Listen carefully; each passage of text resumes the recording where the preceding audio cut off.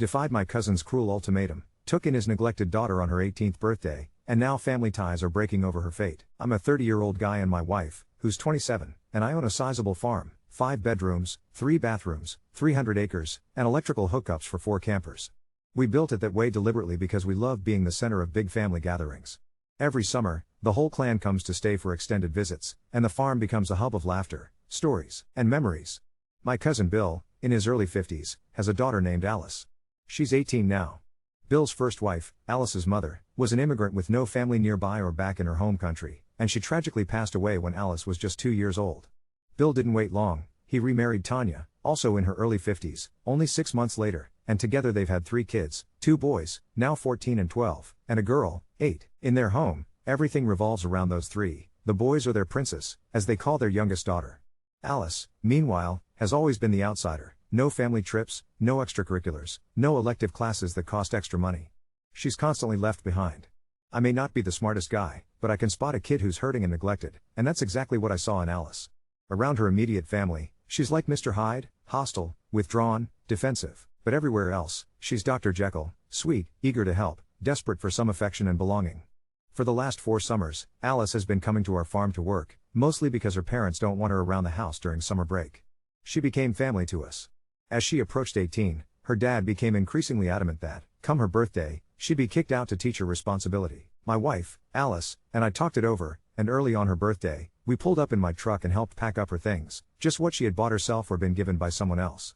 She didn't have much, but what she had, she took with her. I was lucky. My boss is one hell of a guy.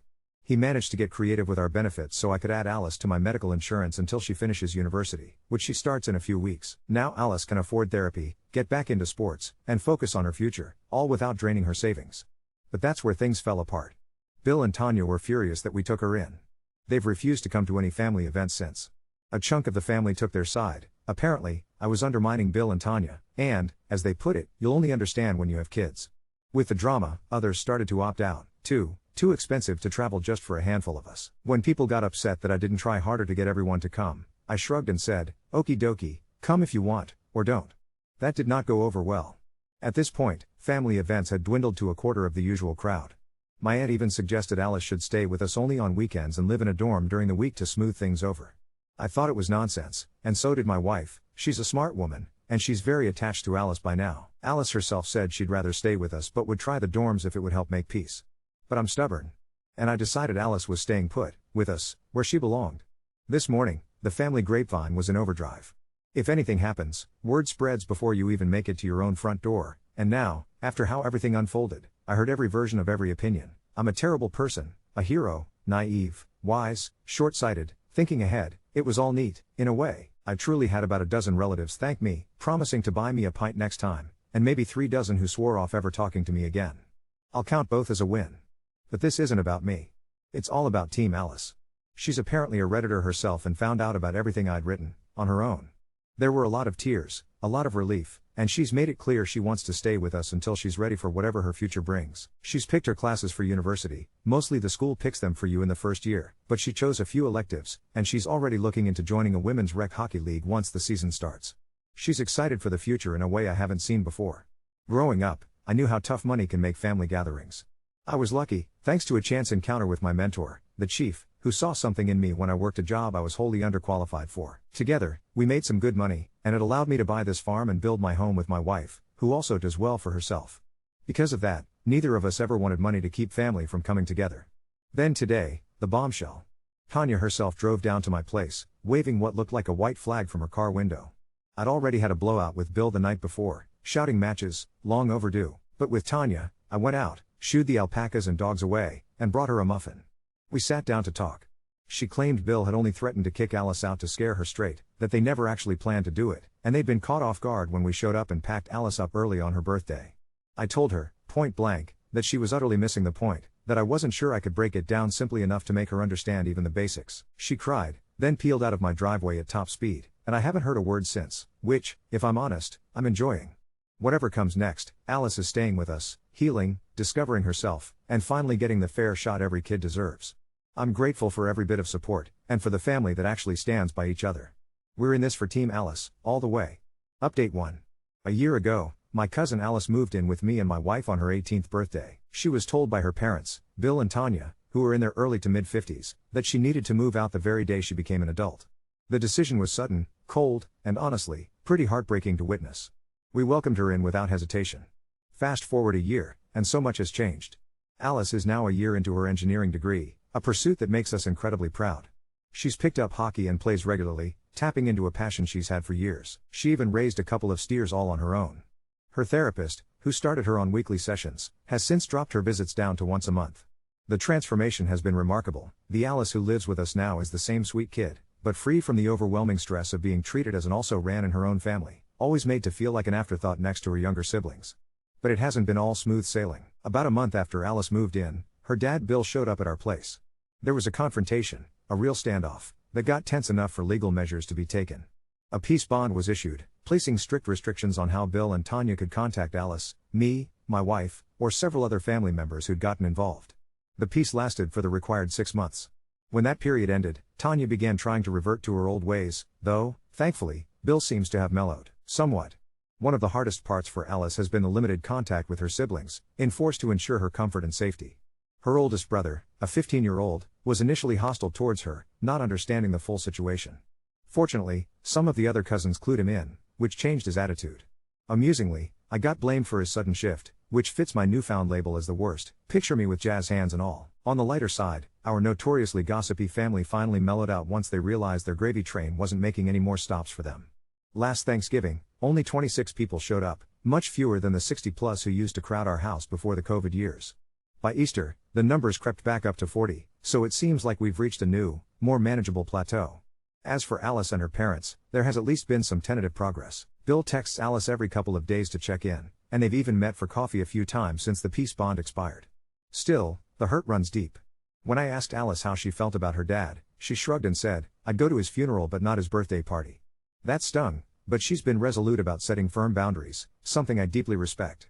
I hold on to hope that time can heal these wounds. Until then, like the modern philosopher John Cougar Mellencamp says, life goes on.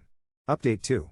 I'm a bit of a scatterbrain, so when a friend sent me a YouTube video of Microsoft Sam narrating my old saga, it triggered one hell of an afternoon of reminiscing.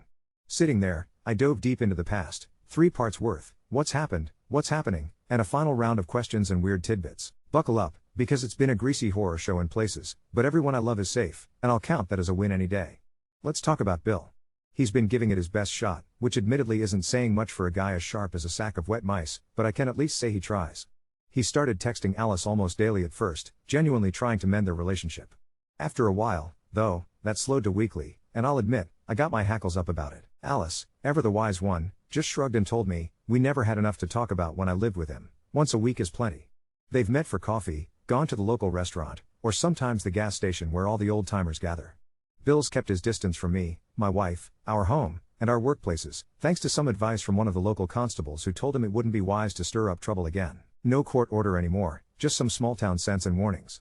The peace bond is history, but Bill knows another run-in with a judge wouldn't go well for him. Bill and Tanya? They're separated now.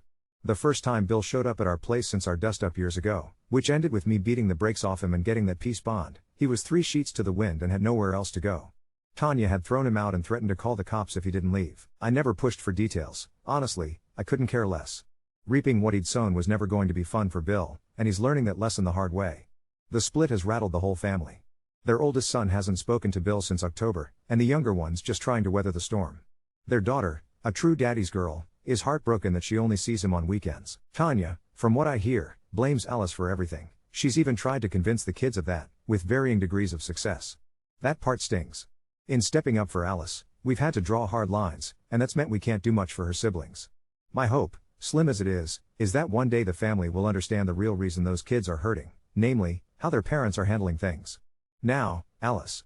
She's doing great. Out of respect for her privacy, I won't dive into too many details. She told me she doesn't want to dwell on the past, and that's fair. She's thriving, school is good, and she's working part-time with a company in an engineering-adjacent role. She even sold off her steers. There are only so many hours in a day. She still plays hockey, just in a less competitive league. In the future, we're looking at subdividing some of our properties so she can really strike out on her own, build her own place, and have true independence, title in her name and all. She wanted me to say thank you for the support from so many strangers. Every so often, she'll go back and read the comments. I'm grateful for that kindness too. With Bill and Tanya's separation, some folks who used to view me as the family villain started reaching out, saying they'd changed their minds. No apologies, just a shift in opinion. I told them to take a hike, in less polite words. We're done hosting the giant holiday gatherings. My wife's family, who always sat on the sidelines of the drama, have started coming out in droves for family events, sometimes driving hours to be there. She told them how being the host makes me happy, and they responded with real kindness. My side of the family still attends, but it's a smaller, more respectful crowd now, no more freeloaders just looking for booze and a meal. Speaking of my wife, here's some exciting news. We're expecting a little boy, due at the end of July. Creating an army of clones would be expensive and illegal, so we opted for the traditional route with a son on the way instead. She prefers her privacy, but was happy for me to share this part. It's thrilling and intimidating all at once. This whole ordeal changed me more than I expected. My life was in order, I'd always been the stable, stoic type. The original mess was about Alice because she needed help, but once she was safe, I started reflecting. Some comments kept coming back to me, it's easier to rock the boat when you're already the black sheep. That stung. It forced me to look inwards, something I hadn't done in years. Here's the truth, I grew up getting beat on and was a rough, angry kid and teenager. In time, I settled down, landed a job in the oil patch with one of my uncles, and, through work, met my wife, a payroll admin who spent a lot of time deciphering my awful handwriting. The chief, a friend from the patch and a former Air Force pilot, showed me the value of community. Thanks to him, I started coaching hockey and volunteering, and I've been a volunteer firefighter for over a decade now. I've always been that big, laughing, reliable guy in the community, fixing things, knowing everyone, and being the one who could get anyone a deal or lend a hand. I mentored with big brothers, helped build facilities for the Boys and Girls Club, cooked massive breakfasts, ran charity events, and fundraisers, even for strangers. For years, I thought my family respected me for it. Turns out, I just went from being a liability to an asset in their eyes. That shook me. I didn't break down, but it hit hard. Thankfully, my wife, the most incredible woman in the world, was right there with me, lifting me up. The family who really mattered came through, too. We'd stopped trying for kids after everything with Alice. For a while, I worried that if my family couldn't love me for who I was, maybe I hadn't fixed enough inside myself to be the father I wanted to be. What if whatever was wrong in me was something I'd pass on? But life is good. I'm back to being the BFG, my happiest self. A few questions always seem to come up. I still have no idea why Bill and Tanya turned on Alice. Bill seems genuinely committed now to being better, and I'd rather Alice have him, however foolish a parent he is, as some kind of positive force in her life. The chief? He grew up rough, too, surrounded by accepted violence, but he's the kindest soul I've known. I've never fancied myself a writer. People say I have the gift of gab. What you see is just how I talk, scribbled down. Sorry if my prairie lingo or odd phrases throw you. My alpaca? Her name is Olivia Cromwell. She bites, spits, and stomps just because she feels like it, a cantankerous beast. My wife says I handle her like Chris Pratt with velociraptors in Jurassic World. I just say I have a way with ornery ladies. Why do I use so much aviation lingo? The chief's influence again, he was always talking in pilot code, and it rubbed off. One last piece, if you ever catch yourself thinking, I wish I had a relative like that, remember, you can be that person for someone else. Just do your best. Sometimes it isn't enough, sometimes everything you do still won't work out. That's life, nobody can ask more than your sincere best. And that, after all of it, is enough. Update 3. Well, Reddit folk, turns out you can never say, that's the last update, especially not when, out on the prairies, a single spark turns a bonfire into a 5-alarm situation in the blink of an eye. I promised Alice and my wife I'd only keep folks in the loop if anything worth telling ever happened, and, buddy, did this week ever fit the bill? Grab a cold drink, this one's a ramble. First, some good news out the gate, Alice finished her second year, ranked high in her cohort, and got an engineering co-op with an actual mining outfit, a job she found all by herself. Picture it, she's boots on the ground at sunup, hard hat, steel toes, hands dirtier than mine on branding day. She was nervous, what if I screw up? But by week 2, her boss was texting me for advice on how to keep up with her. I only get that from people who are in over their heads and too proud to admit it. The kicker? She called her dad with the news before anyone else. Make what you will of that. Now the crazy part, the family shook back to life, but not at all how I'd pictured. Out of nowhere, Tanya's youngest, Lily, the family princess, showed up at our farm. She's just 9, but she came with an overnight bag, a note in crayon, and a list scribbled in pencil. 1. Don't let Dad be sad. 2. Can I pet Olivia the alpaca? 3. Can I sleep in Alice's room? That third rule did a number on my heart, not gonna lie. Turns out, Tanya had dropped her at her older sister's for the weekend, Alice, but never actually called first. Just left her at a Tim Hortons with a see you Sunday, and that was that. Alice called us mid-freakout, and we piled into the old Ford, farm dogs barking all over each other, to fetch them both back. The look on Tanya's face when she realized we'd set up a sleepover for her own daughter. Ice, pure, and simple, one of those soupy silences that tells you you're getting 1,000 words by eye roll instead of by mouth. Bill, on the other hand, called 3 times to thank Alice for looking after the baby, which, for once, didn't sound patronizing. Guys learning, a little. That could have been the stinger right there, but the real explosion was still baking. Saturday night, an actual summer squall knocked the power out across half the county, cueing an old-school extended family meltdown. Everyone converged on our place for warmth, food, and the only working generator for miles. 13 kids, 2 actual newborns, not counting the 6-day-old Highland calf my wife is bottle feeding on the porch, and Bill himself, looking like he'd pulled a triple in the mines and slept standing up.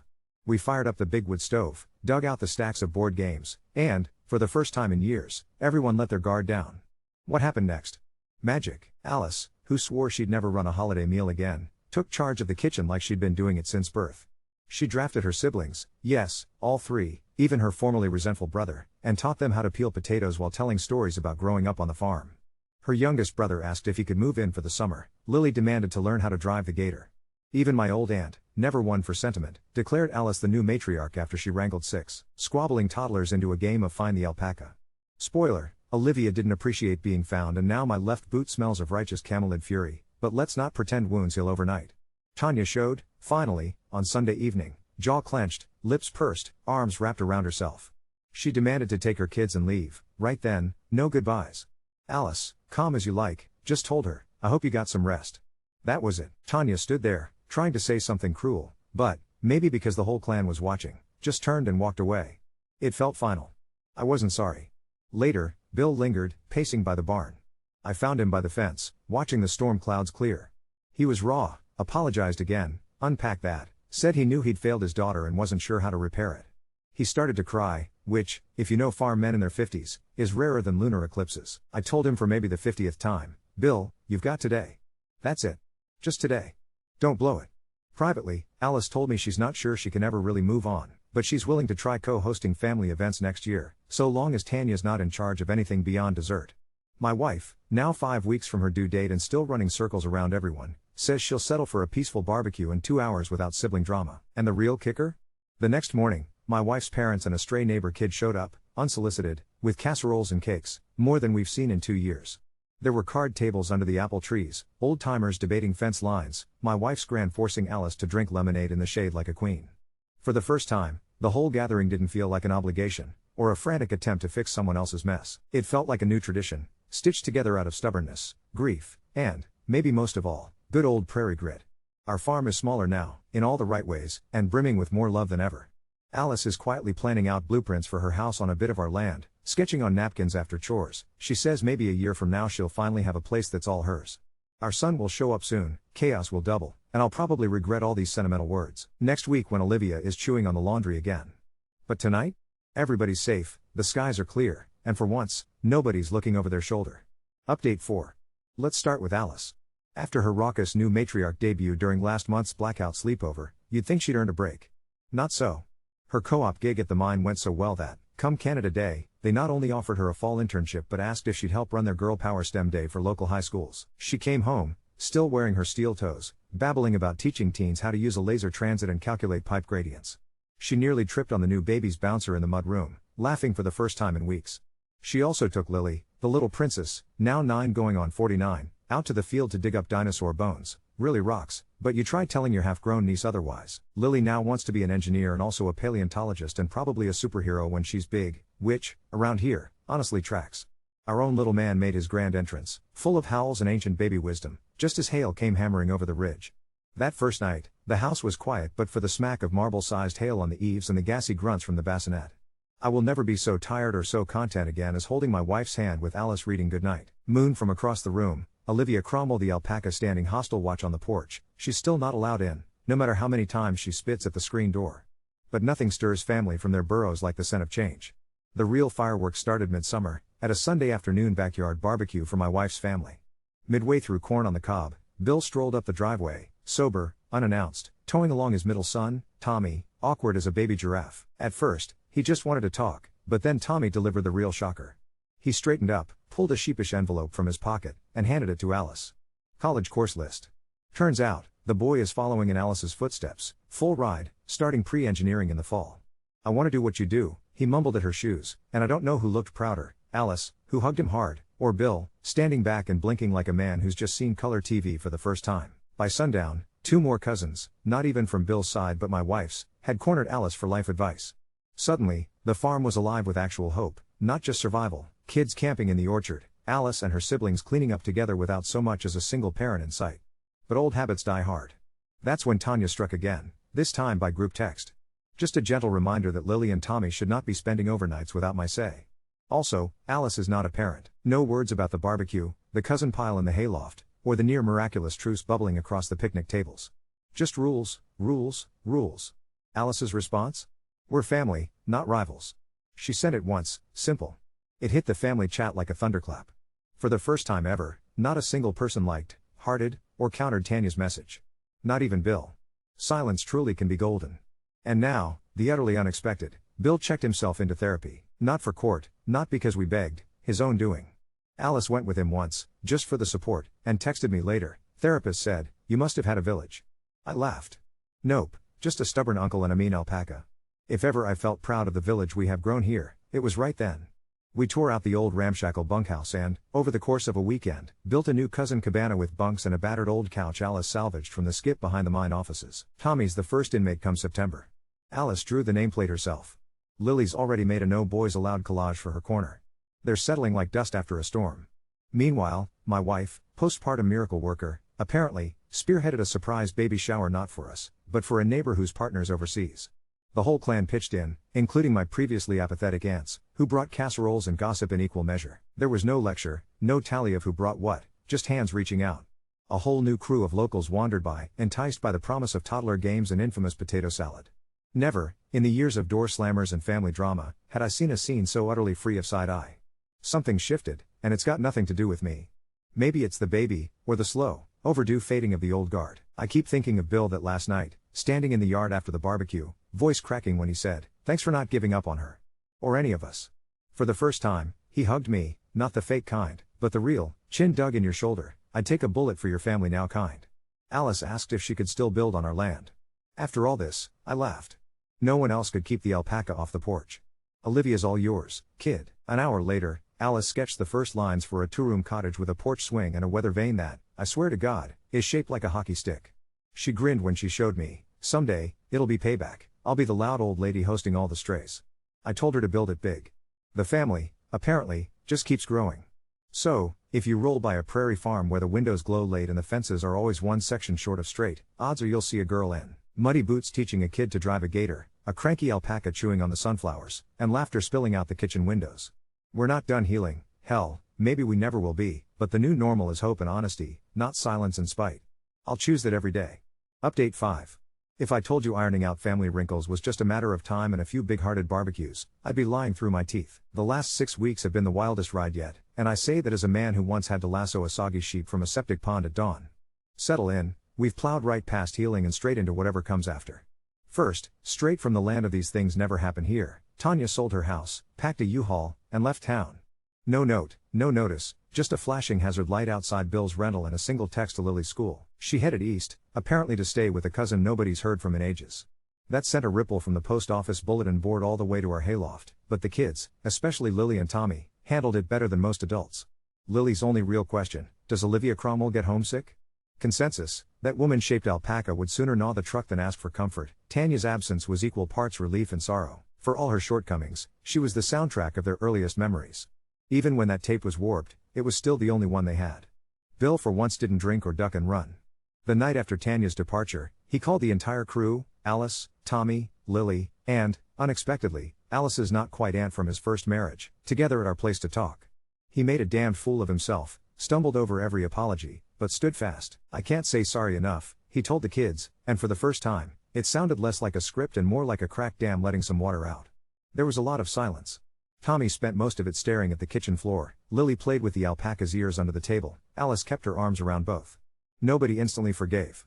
But nobody left the room, either. Alice, meanwhile, has taken on a new project that sets her apart as family glue and occasional provoker of tears. With her mining job wrapped for the summer, she became the unofficial stealth fixer for several of her younger cousins. Turns out, she's been teaching the shyest kid in the bunch, my wife's nephew, how to weld.